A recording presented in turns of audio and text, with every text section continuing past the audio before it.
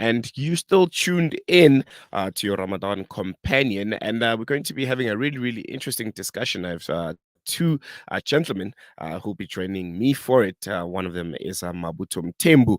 He's a philanthropist. He's a youth, activist. He's the founding member of the Youth Manager Foundation, and also joining us is a very close friend of mine, a colleague, anchor, newsreader, student at Wits University, Zahid Jadwat. Should I add social commentator also because you write so many? No, not yet. Thank you so much for joining us, Mabutho. Welcome to Salaamedia. We're going to the elections, gentlemen. The 29th of May.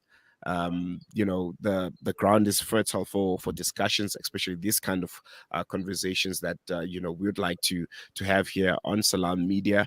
Young voters are on the up. 78% of new registrations. This is a stat released by the IEC are between the ages of 16 and 29. I'm going to start with you, Mabutho.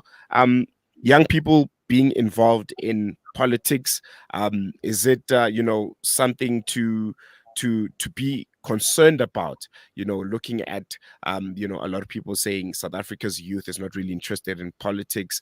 We're not active. We're leaving it to the older generations to take over.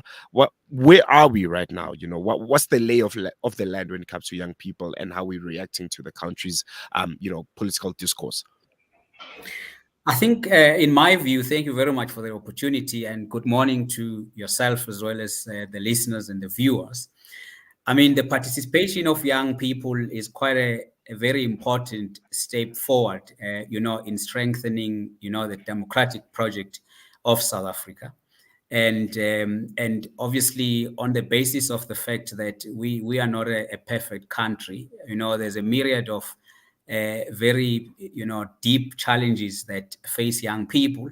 And therefore, the only opportunity presented to us comes every 5 years to, in fact, elect the leaders, that will change the political and the economic trajectory of our country.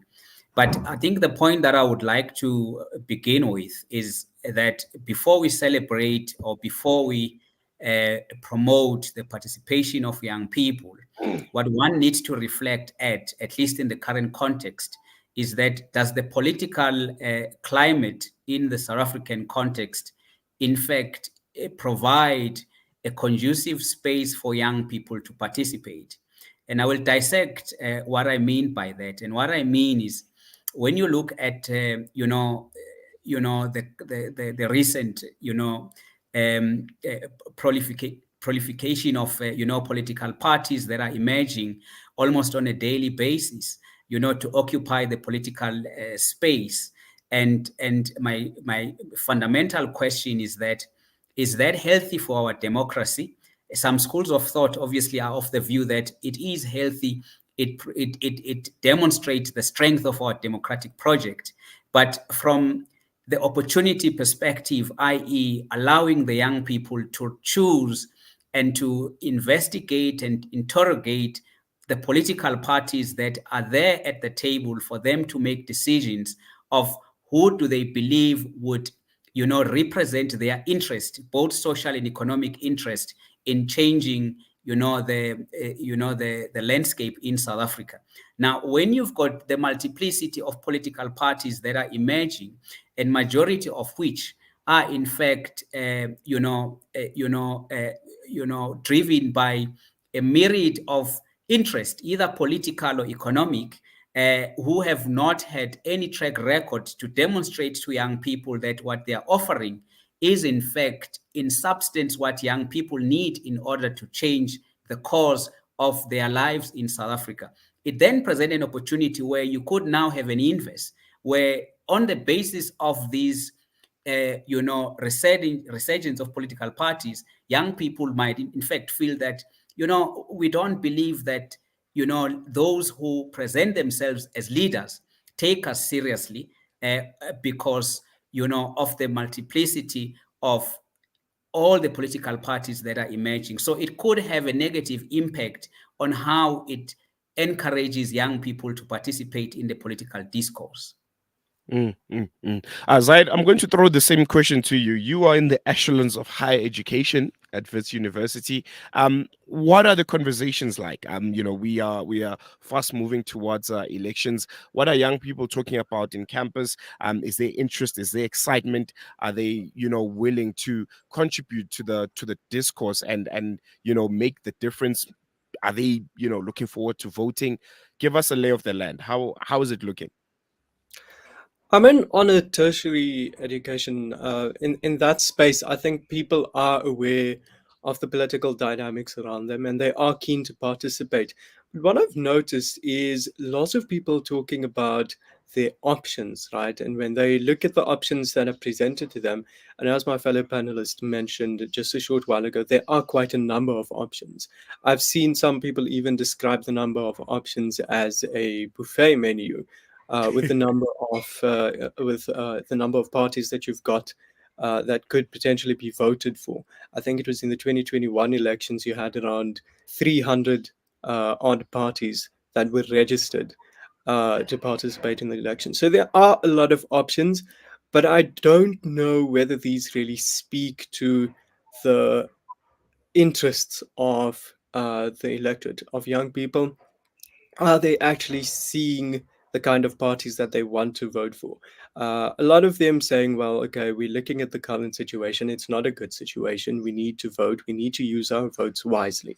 Who do we vote for? You've got a number of parties on either side of the spectrum. Uh, to the right, you've got your DA, your FF plus, etc. Obviously, in the student space, that's not very popular. But when you go look to the left, and I think that's where the appetite is, uh, you have your EFF, your ANC, but people still not happy with that either. They're looking at the track record of the ANC. They're looking at the radicalism of the EFF, not very appealing to many people. And so I think when you look at options and also the way people are speaking about the elections, they're saying, well, okay, we do need to vote. They do recognize the necessity of participating in the elections. But when it comes to actually finding the party that they uh, that appeals most to them, I think many having some trouble and difficulty in that respect. Mm. I want to throw a question to the both of you. You both mentioned share, a similar sentiment that the political parties don't really speak to the youth. Yeah. I could ask the question that whose onus should it be on to make sure that the youth are heard and they're represented in the different manifestos. Are the youth forcing their voice? I mean, all of the political parties have youth leagues. Isn't it their role to make sure that we shout, we are included in the manifestos. You speak to us in a language that we understand. We enforce participation. We want to be in the spaces. We want to be part of the table and not be talked about from the outside. So do you think the youth is doing enough, starting with you, Mabutho, to shout, and make sure that they're also heard and not just sit and say, okay, the ENC or the EFF or the DA is not talking to us, and then, well, we'll be just not involved and be just bystanders when it comes to the political discourse of the nation. Yeah, again, I'll go back to what Zahid said. He spoke about a buffet, and I mean, when you invited to a party, and the buffet, has quite a lot of options. It might turn off your appetite, and those whose appetite might be good on the day might indulge, in the buffet, but you might end up with a stomach bug at the end of the day. And I think, yes, the onus is with young people to ensure that they assert themselves in the political space and political discourse. But the fundamentals is that, does the space create that opportunity? And in my view, it doesn't. I mean, I made a point earlier on that yes, we might celebrate from a strength of our democratic project, i.e., that any individual that is of the view that they can offer something great to South Africa can present themselves and participate in elections and register a political party. But at the moment, I am of the view that young people, one, are despondent on the basis of the fact that these political parties that are emerging currently, they all seem to be pursuing some personal interest or agendas, right? You've got a number of them that are in fact emerging from the existing political parties on the basis of either the loss of power in the political parties that they were previously involved in, or the conflicts within the political parties. Now, the reality is that what are they there to offer and present to young people that is different from what they offered when they were in different political homes? And that does obviously turn off a number of young people who believe that they are not in a position to engage in a buffet in this particular manner. Now, one of the other reason is that when you analyze, when you've got so much that you have to look at, right, you have to be driven by substance of what is offered instead of the form. I mean, I have engaged during the holidays with young people in the rural areas, and I won't mention any political parties, but you could see some excitement emerging in some quarters of the youth. But when you interrogate it, it's not driven by any substance of what the political parties are offering, but it's driven by the form of that political party. And obviously, that is dangerous. It's never going to solve any of the challenges or the issues that are facing young people, which are very, very deep. Zahid, what's your response? Are young people doing enough, to make sure that their voices are heard and they are participating actively in the political discourse of the nation? Yes and no. Yes, because I mean, in the camp space, I think it's encouraging to see lots of people engaging in these conversations, and what you could say, participating in politics in a way. But also no, because lots of people I have encountered, not just in the last few months, but prior to that. I'll give you a typical example was during the voter registration weekend when I reached out to a number of people in my circle to tell them, well, it's voter registration weekend. You need to go out there, register yourself so you can vote in the upcoming elections. If you can't make it to your nearest voting station, then do go and register online. And I think more often than not, the response was, well, it doesn't affect me and I don't need to do this. So I think the answer to that question is yes and no. But also, when we speak about youth asserting themselves, I think when you look at organizations like Rise Mzansi, there is a positive trend in that regard. We're looking at the makeup of that organization, and you see some familiar faces who you and I have actually encountered previously on the streets, be it marching to the union buildings on Youth Day or other events, other moments of particular significance in the country. We've seen those same people marching, and that, of course, before they entered into politics and they were working at a grassroots level. So I think it's interesting to see how that might play out, and it is positive trend. So, yeah, when you look at that, youth asserting themselves, sure, that is happening. Are they being heard? I'm not entirely sure. You look at the makeup of government at the moment over the last 3 decades, we're seeing old people, really, to put it that way. We're not seeing people who represent. You have the minister of youth, and she's in her 70s. And you talk about representation. What we're seeing is a lack of that kind of uh, you know nurturing of a new crop of young leaders that was present within the African National Congress, the ruling party, during the anti-apartheid struggle. You had people like Oliver Tambo nurturing people like Thabo Mbeki and raising them to become the leaders of the future. And that simply did not happen. It's almost as though it stopped there, and then we just had Jacob Zuma, and then yeah, Cyril Ramaphosa also. But no young leaders, even in Parliament, no young leaders really being nurtured to take Mm-hmm. over.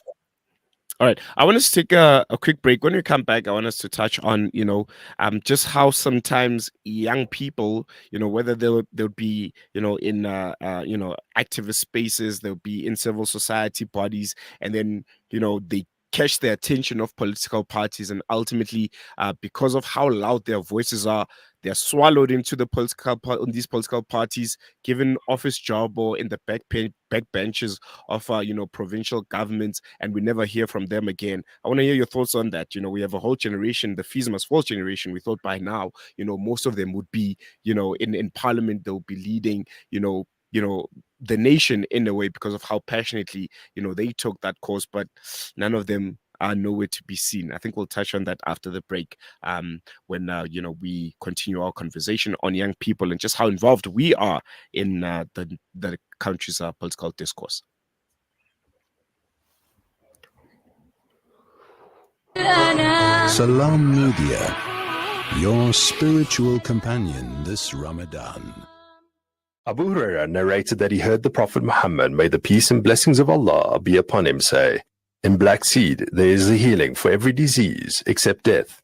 This Ramadan, experience the health benefits of this ancient blessed seed by using the Tib Black Seed range. Black seed assists the body to boost immunity, regulate blood sugar levels, reduce inflammation, and act as a potent antioxidant.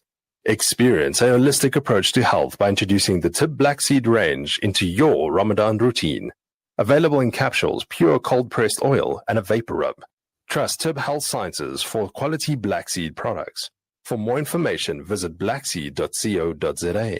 Available at leading pharmacies. World-class financial services only at Sapphire Global, your financial partner. If you are looking for Islamic, Sharia, and ethical financial products, look no further. Sapphire Global offers a wide range of financial service offerings, from short-term to life and investments. A full-service center with all financial requirements under one brand. Our highly skilled and experienced consultants are ready to help protect your financial future. Contact us on 041 001 0184 or visit our website on www.sapphireglobalfs.com. Sapphire Global is an authorized financial services provider. In a first for South Africa, Muslim families can now access priceless private emergency medical care with the only fully Sharia-compliant medical takaful and wellness plan.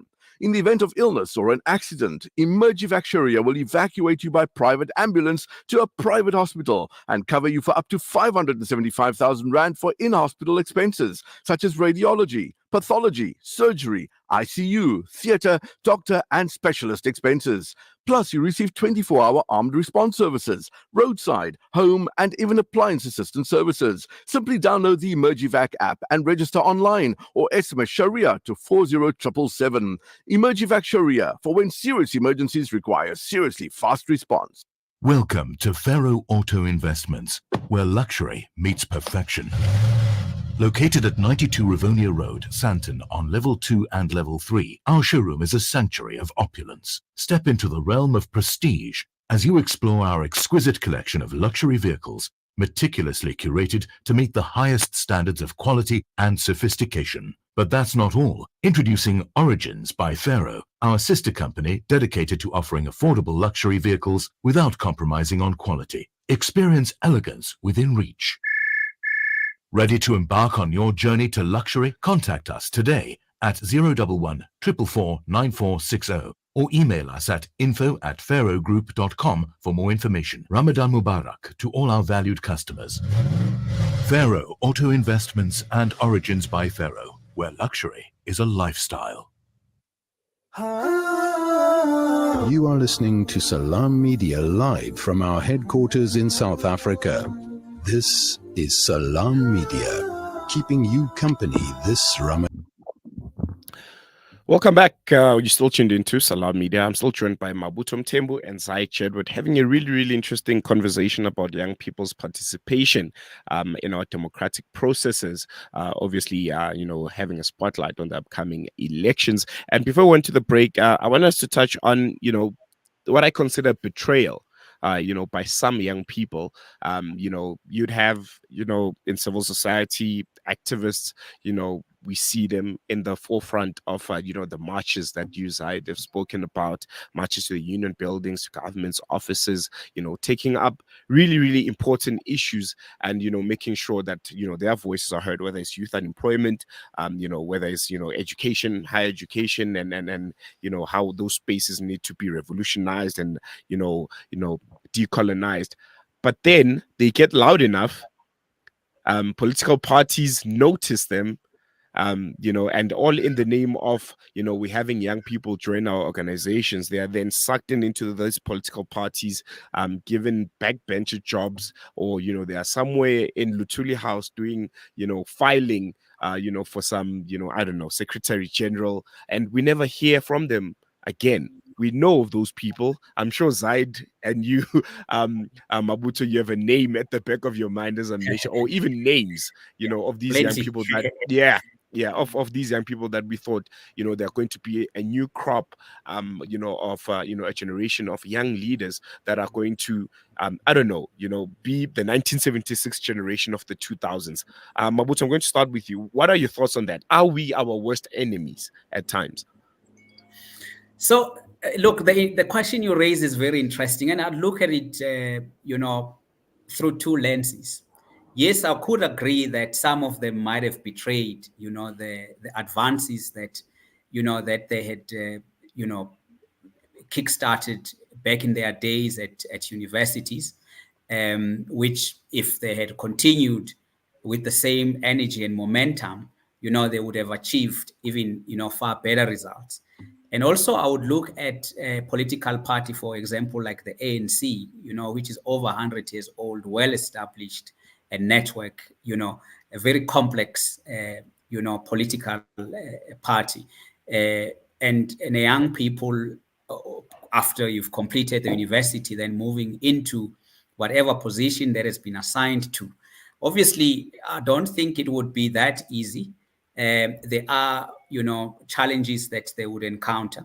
And I think, the edifice of some of these political parties, especially the old political parties, are very strong to entangle in order to allow young people space to speak their voices, because you're dealing with the old guard, which has been there for many years and which has not created a space for young people to assert themselves and to express themselves in a way that they should, to ensure that whatever ideals that they are pursuing are in fact, being attended to. Now, I think that may be one of the, just to be fair to them, it may be one of the challenges that some of them might have faced. And I'll make an example, obviously, with the leader of the EFF. I mean, we all know, I mean, he comes from the ANC. He was a young man in his youth days. He tried to entangle the edifice within the ANC, but, the system could not allow him to do so. And he ended up, having to leave and form his own political party. So I think some of them might have had the will to do that, continue that momentum within the structures of the ANC outside of the Youth League. But, the intricacies that exist within that political system might have, been a barrier for them to continue pursuing that. But maybe one point on this, yes, I did express my pessimism around the fact that we have quite a number of political parties that have emerged recently. But I think we've got a melting pot in terms of demographics. And when you look at it, there are political parties like Rise Mzansi and many others that have arisen, which in fact are led by young people. And one hopes that those are political parties where young people with potential to make very, very positive and impactful change in society will be able to find home and will be able to find voices, because these are communities of political parties that are led by people who are of their same age, who share the same interest, and who share the same struggle with them.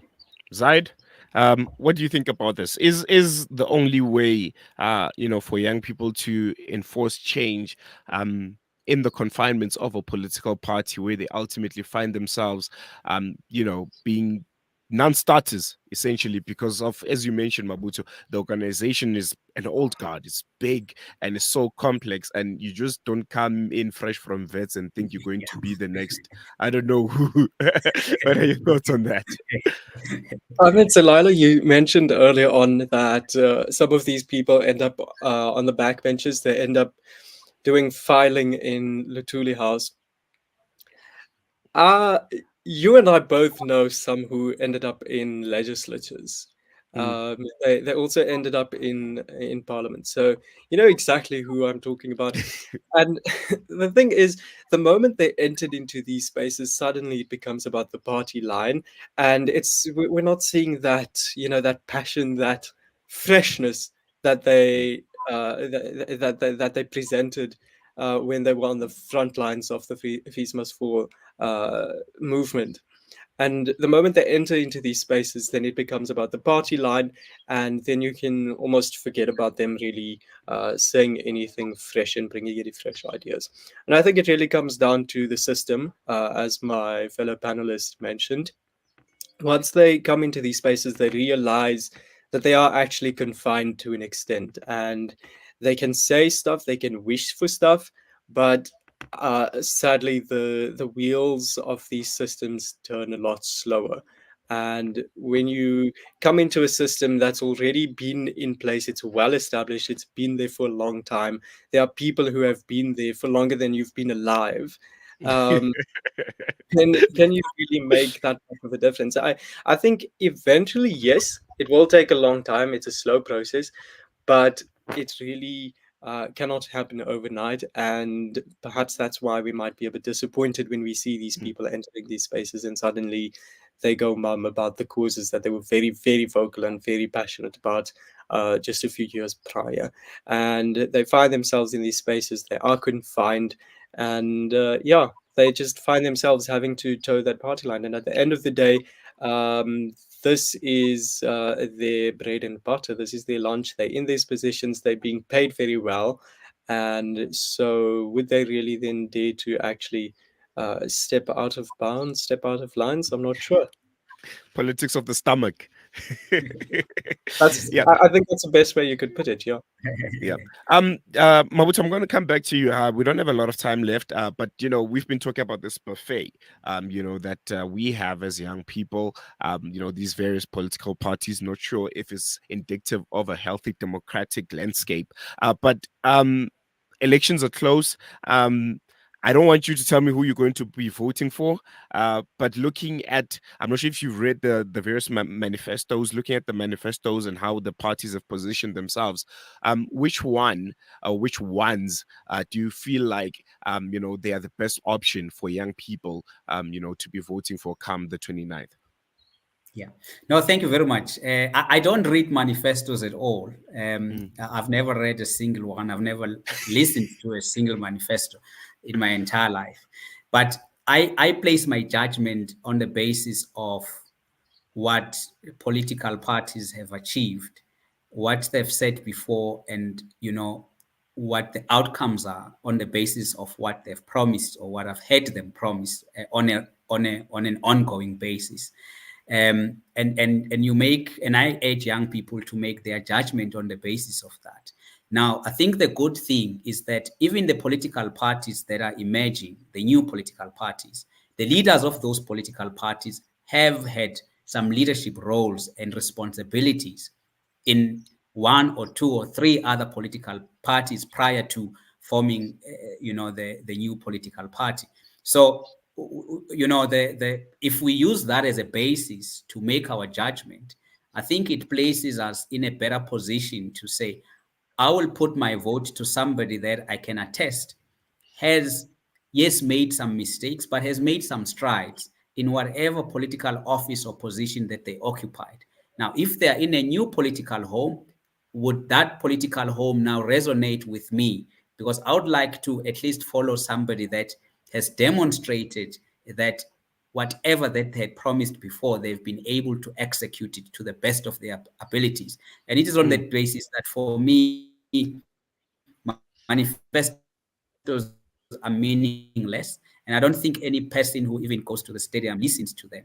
But I think the challenge for young people is to say, whoever you follow, the basis for that must be the substance as opposed to Zahid, maybe you can give me a less diplomatic answer. Our names. I know you read manifestos. I know you read manifestos. I read, but do I read manifestos? I'm not so sure. The thing with manifestos is they're not really different every time they come out. Each time they come out, they're not a lot different than the last one. And also, unfortunately, I've also seen others point out that between themselves, are they exactly, the manifestos, lots of similarities between them, unfortunately. And so you're not really seeing variety.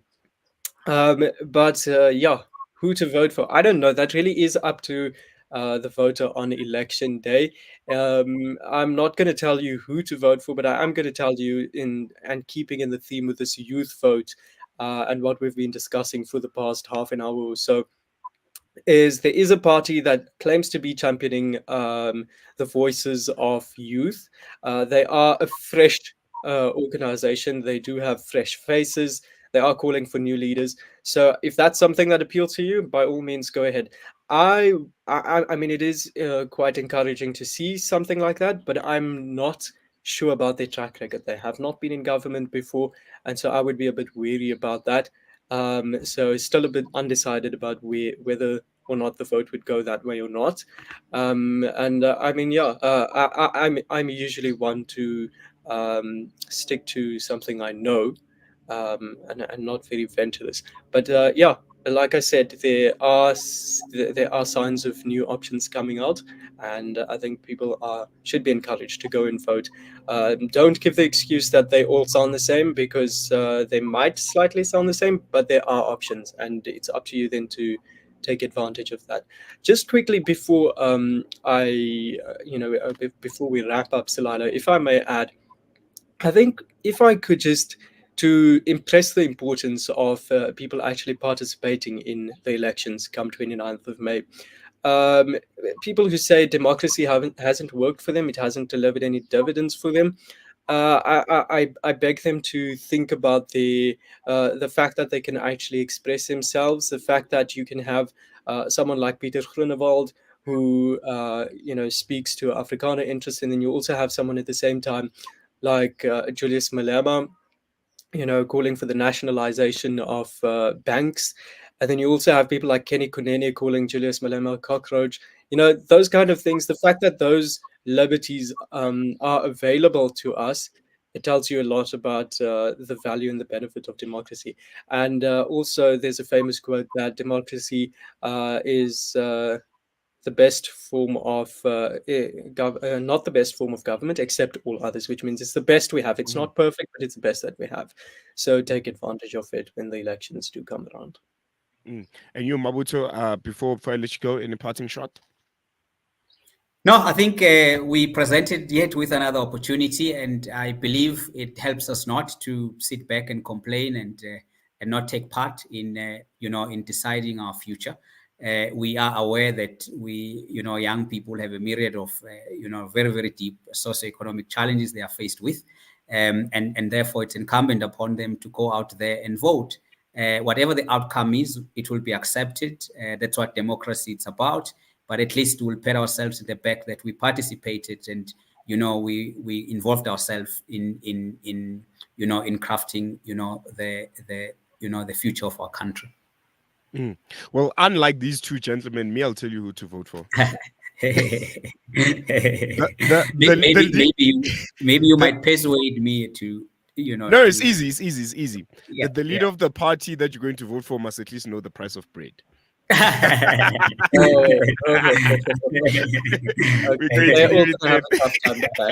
Yeah, just find one. Whoever can give you the price of a loaf of bread, give them your vote. But I'll let you know by election day. I'll let you know if I found them. Find them. Call them if you have to. Call the head office. Like, I like to speak to so and so. Yeah. How much is bread? And not at a Pick and Pay or at a puzzle shop. Yeah. That's your guy. We're going to leave it Yeah. there. Thank you so much, guys, for Thank giving you. me your time. Very, very insightful conversation, Zahid and Mabutho there. I think these are conversations that are important and that the youth must continue to be having. We're going to leave it there. Thank you, and till we speak again, goodbye. Thank you. There you have it there. Mabutho, Mthembu, and Zahid Jadwat. Very, very, very two interesting young people who have very good insights on how young people should be participating and engaging in the democratic processes of our nation. We're going to take a quick break. When we come back, we'll be listening to that wonderful interview that sheds light on Palestine Land Day, which we're commemorating and celebrating on the 30th, which is tomorrow. More after this.